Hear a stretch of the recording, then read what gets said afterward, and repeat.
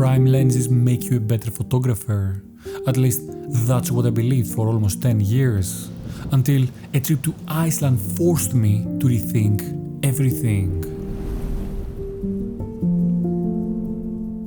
When I started photography back in 2014 and bought my first camera, an Nikon D3200, it came with a zoom kit lens, something like an 18-55, I don't even remember exactly. And believe it or not, back then, I didn't even know that prime lenses existed. For the first few years of my photography, zoom lenses were simply photography. It wasn't until later, after changing systems from the Nikon to the Sony A7III II, that I discovered prime lenses. Even then though, the change wasn't immediate. The Sony came with another zoom kit lens, but eventually I started wanting more from my photography, and that's when I picked up my first prime lens, the Sony 50mm f1.8. And then everything changed. That 50mm led me to the 85.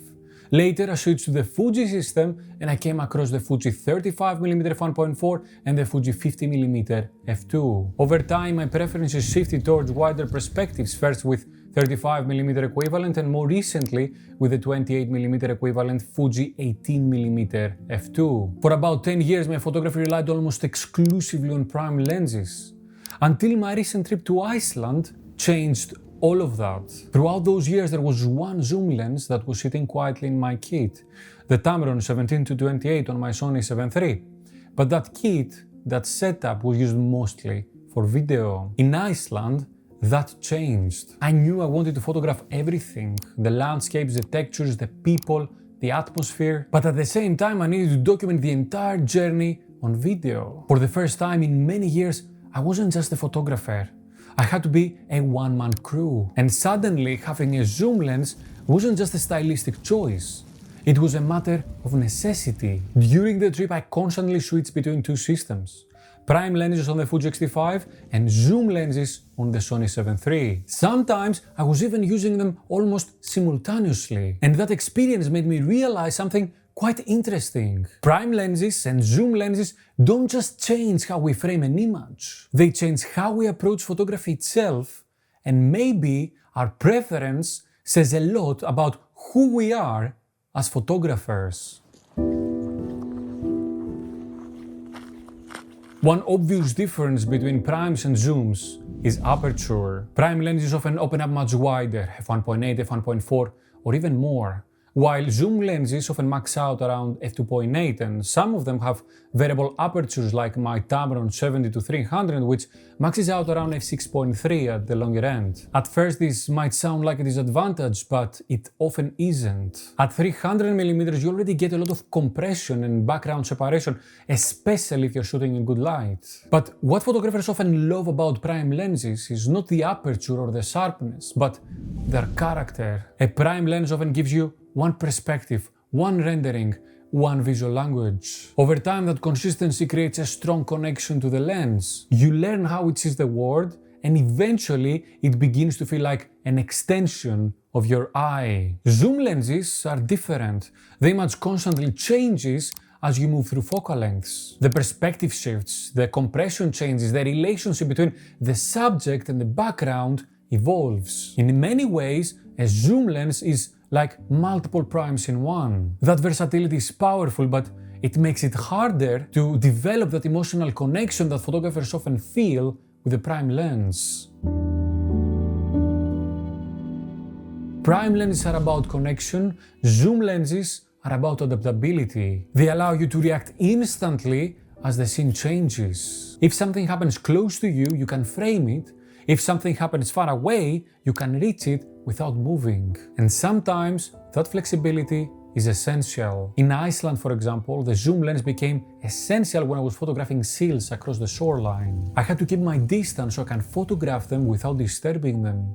And the same holds true for when I attempted to photograph whales from a boat. A prime lens simply wouldn't have allowed me to capture those moments. Zoom lenses reduce the amount of gear you need to carry. To cover the same range with primes, you might need to carry 2, 3 or 4 lenses at the same time, while one zoom lens can do the job of all of them. In fast-moving environments like Iceland, that versatility became incredibly valuable. If you are enjoying this video so far, hit the like button and consider subscribing with a bell. But let's see now why the restrictive nature of prime lenses can actually be their superpower.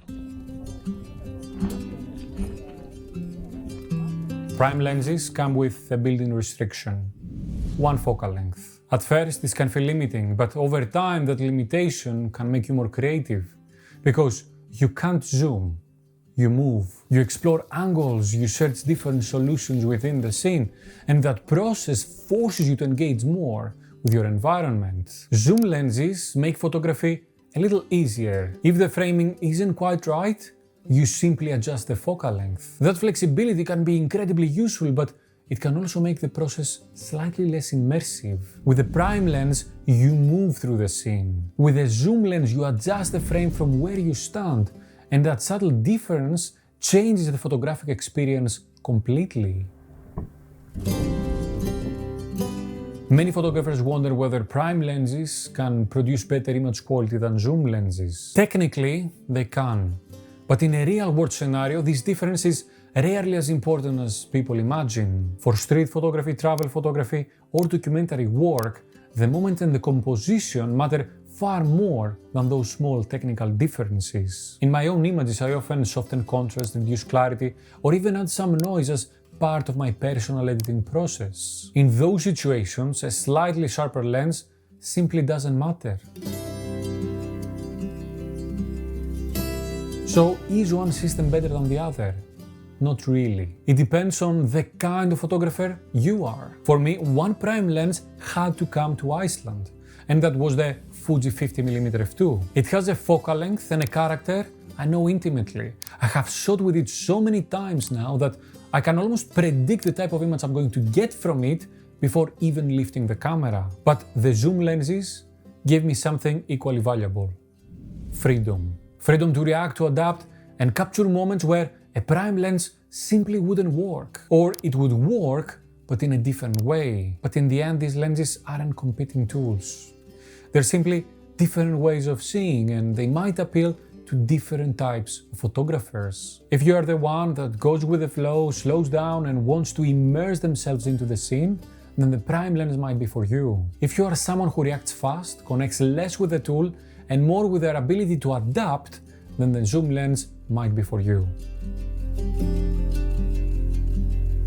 After almost 10 years of shooting almost exclusively with prime lenses, Iceland reminded me something important. Photography isn't about committing to one philosophy forever. Prime lenses have showed me patience, movement, and how to understand space within a scene. But the world doesn't always wait for us to slow down. Sometimes the light changes within seconds, sometimes the subject is far away, sometimes you simply can't move. And in those moments, the zoom lens is the one that allows the photograph to exist at all. These two systems aren't competitors.